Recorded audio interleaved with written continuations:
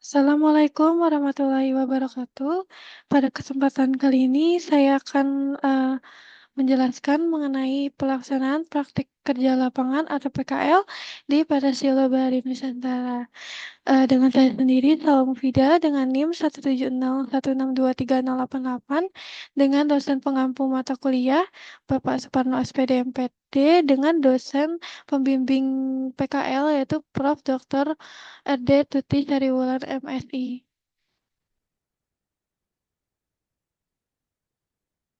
Materi presentasi yang akan saya jelaskan pada kesempatan kali ini, yang pertama itu ada profil perusahaan, yang kedua itu ada pekerjaan yang dilakukan, yang ketiga ada kaitannya dengan mata kuliah dan teori yang sudah saya pelajari sebelumnya, yang keempat ada hambatan, solusi, dan pengembangan, yang kelima ada kesimpulan dan saran, dan yang terakhir ada daftar pustaka yang dipakai.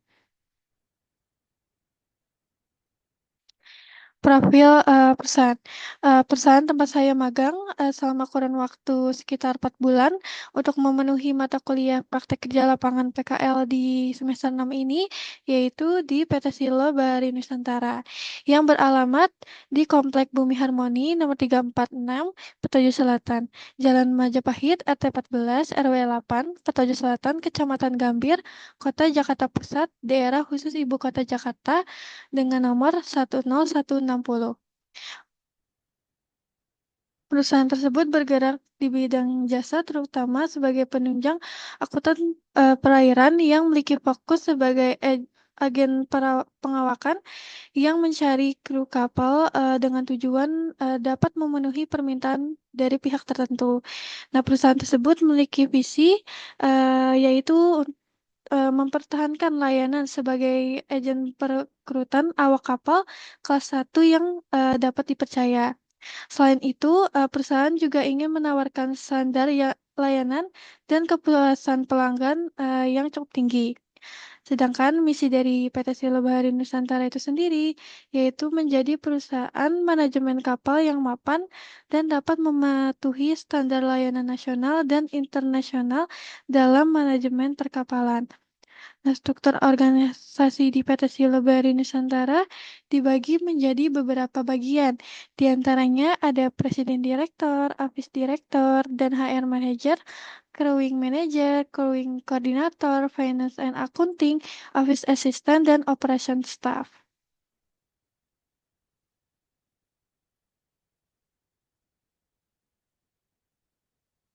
Pekerjaan yang saya laksanakan di PT Silo Bahari Nusantara dan kaitannya dengan mata kuliah.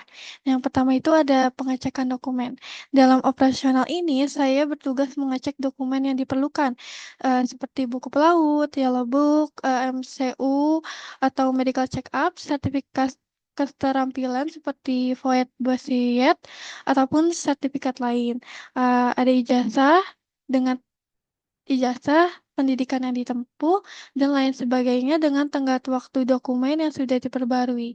Nah, pekerjaan ini sejalan dengan mata kuliah pengantar manajemen dan bisnis, karena dalam mata kuliah tersebut memuat fungsi manajemen yaitu perencanaan, pengorganisasian, dan pengawasan. Nah, pekerjaan tersebut juga sejalan dengan buku Pengantar Manajemen dan Bisnis karya Imam Hanafi SEMM dan Dr. Haji Eva Sundari SEMM CRBC pada tahun 2003. Nah, dijelaskan bahwa terdapat 5 garis besar manajemen sumber daya manusia, mencakup merencanakan pemanfaatan SDM bagi perusahaan serta mencari dan memperoleh SDM dengan cara rekrutmen, berkas, seleksi, dan penempatan kerja. Adapun 7 kegiatan manajemen sumber daya manusia yang meliputi perencanaan SDM, rekrutmen, seleksi, orientasi, sosialisasi, pelatihan, dan pengembangan, penilaian prestasi kerja, dan kompensasi. Sehingga apabila dilihat berdasarkan pengecekan dokumen tersebut termuat dalam proses rekrutmen yang bisa dikatakan masuk ke dalam mata kuliah pengantar manajemen dan bisnis, terutama di manajemen sumber daya manusia.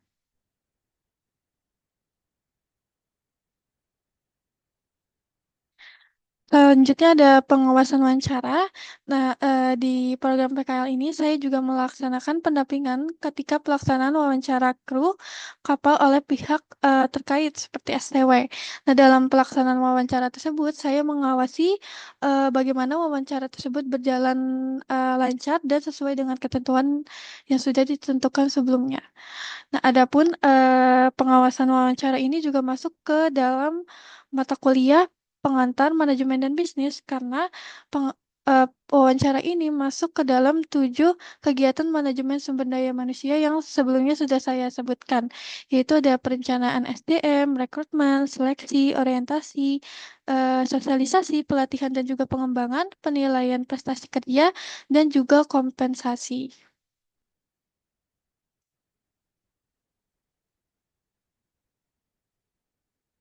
Selanjutnya ada pemasukan data kru kapal ke database perusahaan. Pada operasional ini, saya juga bertugas memasukkan data kru kapal ke dalam database perusahaan sesuai dengan keterangan yang sudah ditentukan sebelumnya, dengan tujuan agar nama kru atau data kru itu tertera di data perusahaan. Selain itu, saya juga mengecek apakah data yang telah dikumpulkan di database itu sudah sesuai dengan data diri kru. Nah, penyusunan data diri kru ke dalam database perusahaan ini juga berkaitan dengan ekonomi digital, karena proses memasukkan data kru kapal ke dalam database perusahaan memanfaatkan teknologi digital.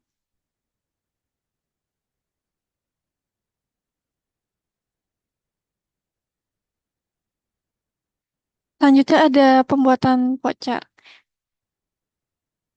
Cash payment voucher adalah dokumen transaksi yang berguna untuk pembayaran tunai yang dilakukan oleh perusahaan. Biasanya digunakan untuk biaya transportasi kru ke bandara ataupun akomodasi dengan nominal yang berbeda-beda sesuai dengan ketentuan. Nah, kaitannya dengan akuntansi, karena voucher ini berguna sebagai bukti kas keluar untuk kebutuhan transportasi kru kapal dan terkait dengan sistem penerimaan dan pengeluaran kas. Nah, jika dikaitkan antara cash payment voucher dengan akuntansi, dapat dijelaskan bahwa apabila kas keluar, kas berada di kredit, sedangkan eh, beban akan ditanggung oleh perusahaan itu ada di debit. Jadi cash payment voucher ini berguna untuk bukti bahwa terdapat adanya kas perusahaan yang keluar untuk transportasi ataupun akomodasi kru kapal.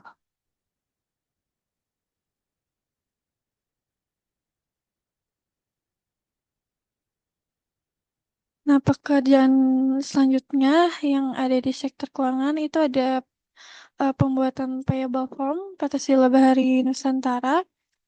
Nah, pembuatan payable form ini dilakukan dari Februari sampai dengan Mei tahun 2026. Nah, payable form ini termasuk ke dalam bagian dari sistem akuntansi karena memiliki kaitan dengan metode pencatatan akuntansi yang terbagi menjadi dua, yaitu akuntansi berbasis kas dengan akuntansi akrual.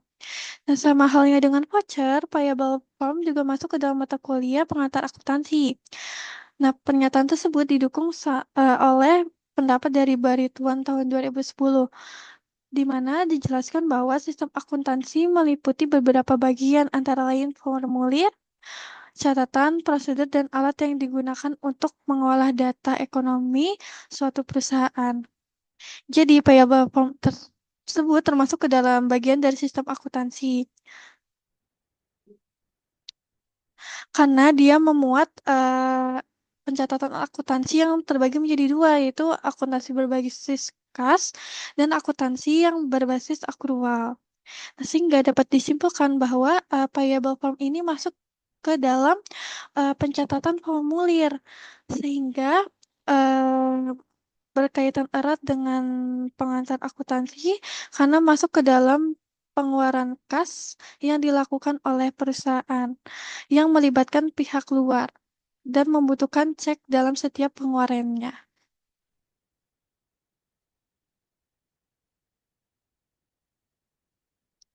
Selanjutnya ada penyusunan payable form ke dalam Excel. Selanjutnya setelah payable form itu dibuat, langkah selanjutnya adalah menyusun payable form ke dalam Excel sesuai dengan bulannya masing-masing, kayak Februari, Maret, April, atau Mei.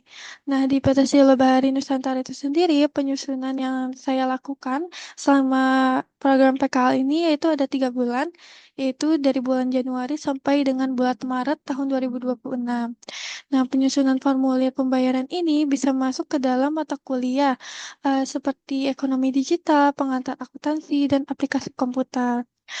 Eh, Kaitannya dengan ekonomi digital, eh, karena sistem dari penggunaan Excel itu memanfaatkan teknologi digital atau sistem yang sudah digitalisasi. Nah, menurut Nur Fitria Alaida tahun 2023, digitalisasi di dunia industri memberikan dampak yang cukup signifikan pada perubahan cara barang dan juga layanan. Sedangkan kaitannya dengan aplikasi komputer karena menggunakan aplikasi-aplikasi digital yang ada di komputer seperti salah satunya yang digunakan dalam penyusunan payable form dari bulan Januari sampai Maret yaitu menggunakan aplikasi Excel.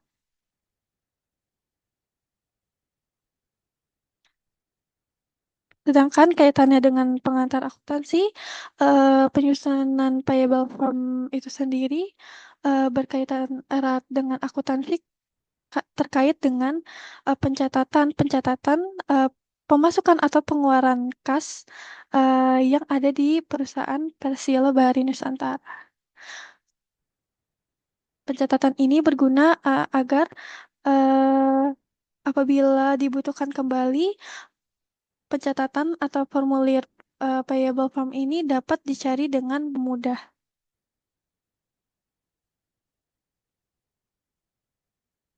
Selanjutnya ada inkaso. Nah, inkaso adalah salah satu layanan yang disediakan biasanya oleh pihak bank yang digunakan untuk masyarakat dengan tujuan untuk melakukan penagihan ataupun pembayaran dari bank yang sama ataupun bank yang lain oleh nasabah dengan wilayah yang berbeda. Nah, inkaso ini masuk ke dalam mata kuliah pengantar akuntansi dan pengantar ilmu ekonomi karena pada mata kuliah tersebut membahas mengenai peran bank, perekonomian, fungsi dan sistem layanan pembayaran termasuk inkaso di dalamnya. Nah, mata kuliah pengantar ilmu ekonomi ini relevan dengan inkaso karena dalam mata kuliah pengantar ilmu ekonomi membahas mengenai sudah dijelaskan sebelumnya seperti peran bank, perekonomian, fungsi dan sistem layanan pembayaran. Lebih tepatnya itu ada di sistem layanan pembayaran.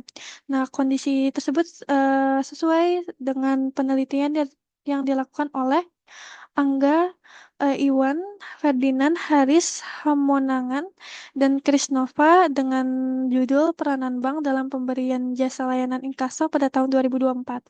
Nah, pada jurnal tersebut menjelaskan atau berisikan bahwa bank memiliki tugas untuk memberikan jasa layanan, salah satunya itu adalah inkaso. Nah, sehingga pembuatan inkaso ini sesuai atau berkaitan erat dengan mata kuliah pengantar ilmu ekonomi.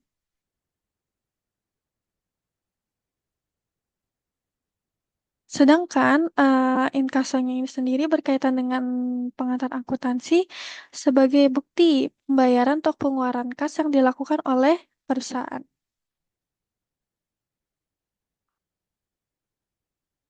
Selanjutnya itu ada pembuatan slip gaji kru kapal. Nah, payslip itu sendiri berisikan informasi sejumlah gaji yang didapatkan oleh kru kapal dengan beberapa penyesuaian. Nah, pembuatan slip gaji berkaitan dengan akuntansi dan juga pengantar manajemen dan bisnis. Nah, kaitannya dengan akuntansi itu terlihat pada gaji masuk, Pak, beban gaji yang masuk ke dalam debit dan biasanya kalau utang gaji yang belum dibayarkan itu masukkan ke dalam kredit. Sedangkan kaitannya dengan pengantar manajemen dan bisnis terletak pada manajemen sumber daya manusia. Lebih jelasnya, kaitan dengan akuntansi, dikarenakan gaji itu biasanya masuk ke dalam debit. Dalam sistem akuntansi di mana gaji sebagai beban perusahaan. Sedangkan utang gaji masuk ke dalam kredit, yang menjelaskan bahwa, gaji, sudah dibayarkan. Sedangkan kaitannya dengan pengantar manajemen dan bisnis, yaitu terletak pada manajemen sumber daya manusia yang berkaitan dengan penggajian karyawan, potongan dan juga tunjangan seperti pajak, BPJS, dan sistem payroll.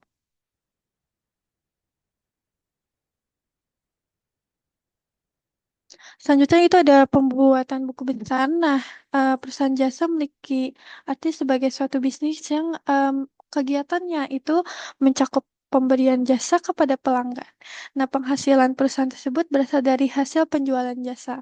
Nah, oleh karena itu, akuntansi yang digunakan itu relatif sederhana dibandingkan dengan perusahaan barang yang biasanya terlampir dalam buku besar. Nah, buku besar adalah buku yang memiliki isi beberapa akun yang saling berkaitan satu sama lain. Nah, kaitannya dengan akuntansi karena terdapat beberapa langkah dalam sistem akuntansi, salah satunya itu ada buku besar. Lebih jelasnya, terdapat beberapa langkah dalam siklus akuntansi, antara lain menganalisis dan juga mencatat transaksi ke dalam suatu jurnal. Yang kedua itu memindahkannya ke dalam buku besar dan menyiapkan daftar saldo sebelum dilakukan penyesuaian. Yang ketiga, analisis data penyesuaian dan memindahkannya kembali ke dalam buku besar. Setelah itu, siapkan juga daftar saldo yang telah disesuaikan sebelumnya dan siapkan kertas kerja akhir yang dapat menyusun laporan keuangan. Siapkan juga ayat jurnal penutup dan menyiapkan daftar saldo setelah penutupan dilakukan. Karena itu, eh, buku besar yang saya lakukan dari bulan Juni sampai dengan Desember tahun 2025 ini sangat-sangat berkaitan erat dengan mata kuliah pengantar akuntansi karena buku besar ini merupakan salah satu tahap ataupun langkah sebelum laporan keuangan dapat tercipta.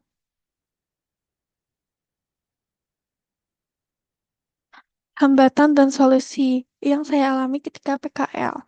Nah, hambatan yang pertama itu ada kesalahan penulisan payable form yang saya lakukan ketika pelaksanaan program PKL di PT Sero Bahari Nusantara, sehingga pencatatan itu harus diulang dan dapat membuang kertas payable form khusus perusahaan.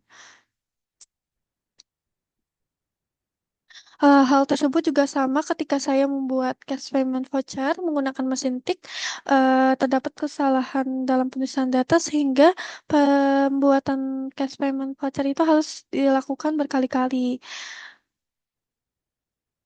Karena pembuatan voucher itu diharapkan tidak mendapatkan kesalahan, karena karena penggunaan mesin tik harus dilakukan kembali.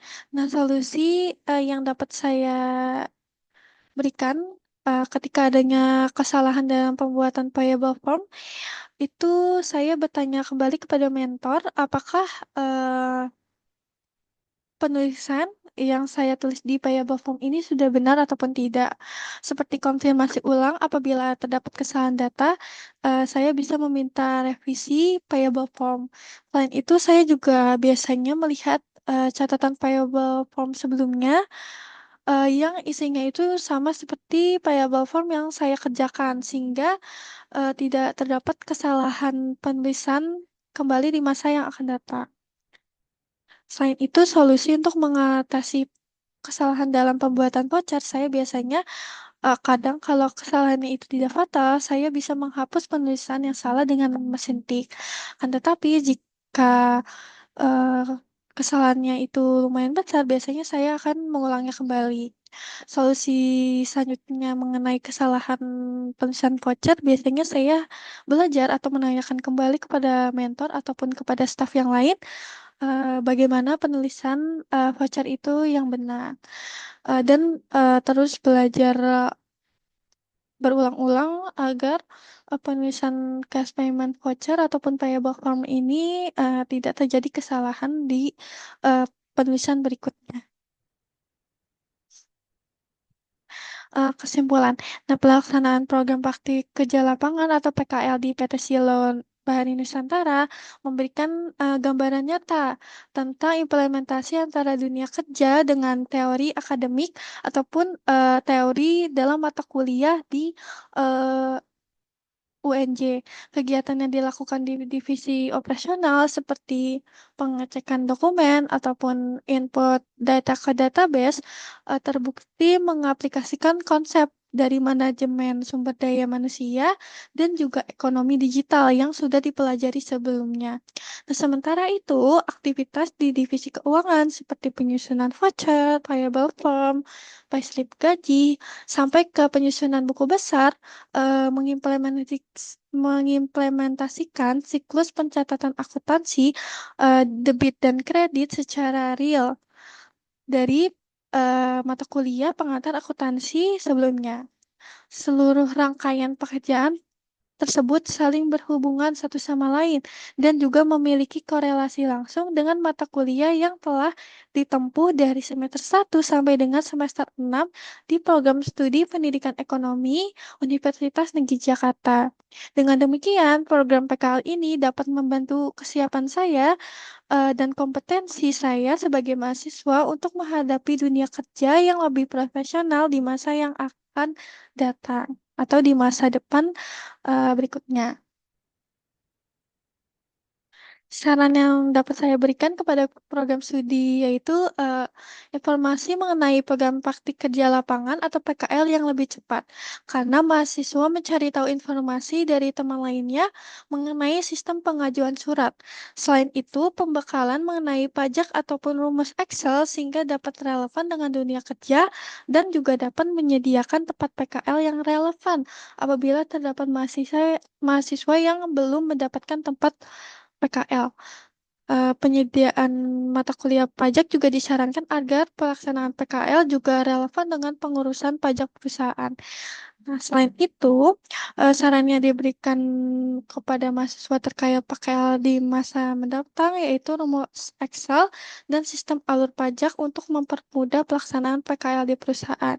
Selain itu, saran yang dapat saya berikan kepada PT Silobari Nusantara yaitu sebaiknya untuk menggunakan sistem pencatatan secara digital atau menggunakan aplikasi akuntansi yang sudah berada di masyarakat agar pencatatan keuangan di PT Silo Bahari Nusantara dapat lebih cepat dan mudah dilaksanakan. Di sini ada daftar pustaka yang saya gunakan.